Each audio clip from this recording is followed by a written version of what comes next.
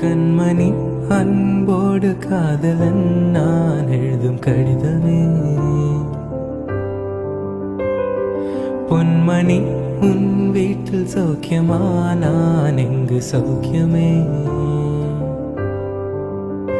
உன்னை எண்ணி பார்க்கையில் கவிதை சுட்டுது, அதை எழுது நினைக்கையில் வார்த்தை முட்டுது.